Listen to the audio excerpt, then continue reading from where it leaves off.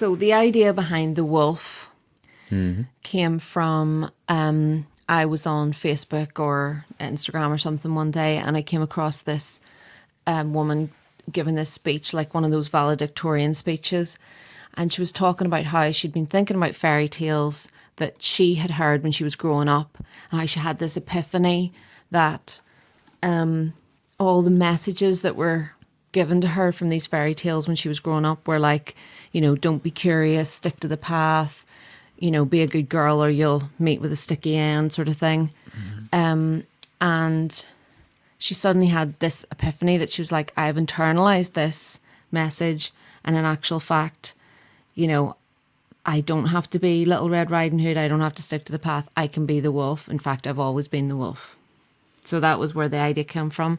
Yeah. While I was listening to it, I was having my own epiphany going, oh my God, I identify with that so much, because I loved fairy stories when I was a little girl. I really liked Rapunzel, but I really thought that, you know, I had to be the damsel in distress and wait for, you know, the handsome prince to rescue me.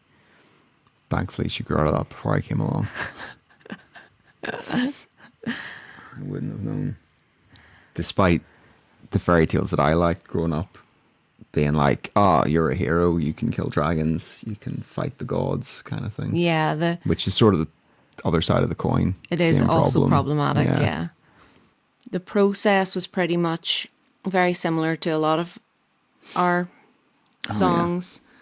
So you went out and I, you know, came up with this song idea, and then you came back and I was embarrassed to play it for you for a while, but eventually did, because I'm scared that you're not going to like it, you know, but you thought it was good. Yeah, I thought it was great. And it was mostly all there.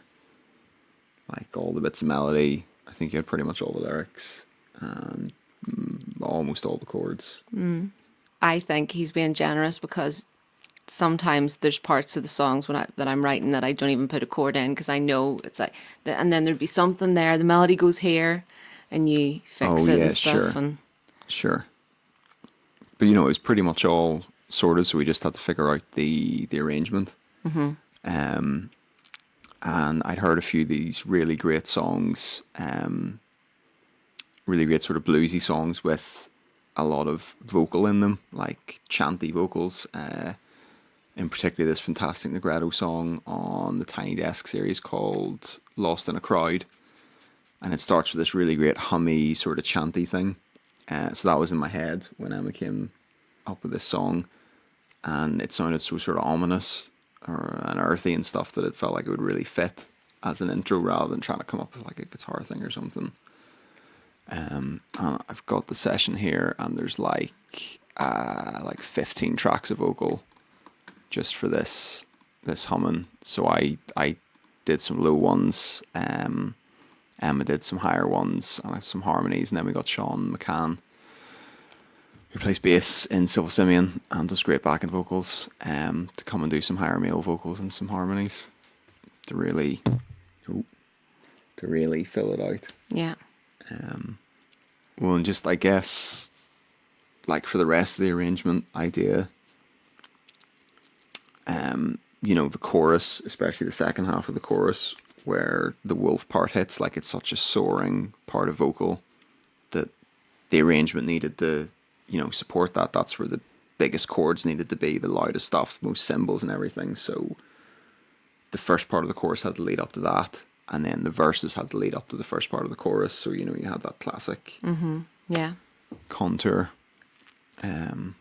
The thing I would say about the arrangement that I remember is when we were talking about the guitar solos, and when I was listening to the two guitar solos, I was like, well, there's three guitar solos, but when I was listening to, I was going, no, this one has to be, you know, this one has to be the first guitar solo people hear, because, you know, we're aware people don't always listen to the whole songs. We want to get the good juicy solos in before they turn off. Solos are at the end. If your outro is just instrumental, a lot of people just they're going to turn it off. Yeah, and for the radio edit, we cut that down a bit as well, didn't we? Yeah. Took out pretty much all the end solos, I think.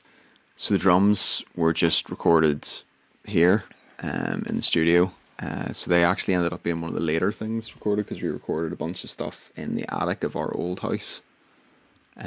Where we couldn't do drums. Where we couldn't do drums, obviously, before we moved here. But yeah, that was Colin O'Flynn, who also plays for Civil Simian. He came around and did the drums for us. Pretty standard mic setup. The bass just went straight into the desk, virtual amp. A lot of the rhythm guitars. In fact, all the rhythm guitars, I think, was this old 1960s hollow body Gretsch copy. Because we figured, the one pickup that does still work would give it a nice earthy kind of sound, which would fit the song. And I think the solos are a Strat and a rail Gretsch that we bought off Emma's musician brother. And then, there's slide guitar. There's obviously backing vocals Emma does in the chorus, like a lot of ooze. There's an organ, which is just this boy that Brandon Flowers from the Killers likes to use. So this is just a micro Korg. That's a great one. It is great, yeah. It sounds a lot like an organ, especially if you put like a what do you call those rotary cab things that organs have? I don't know. Like a Leslie cabinet, maybe. Like if you put like a Leslie cabinet emulation thing on them. Done it right. Okay, Yeah. right. But yeah, so mostly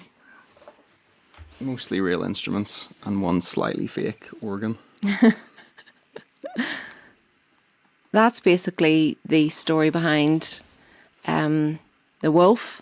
Mm-hmm. And thank you so much to the Six Set Bro podcast boys. Try saying that 5 times fast. Mm-hmm. Thanks so much for having us. Love the podcast.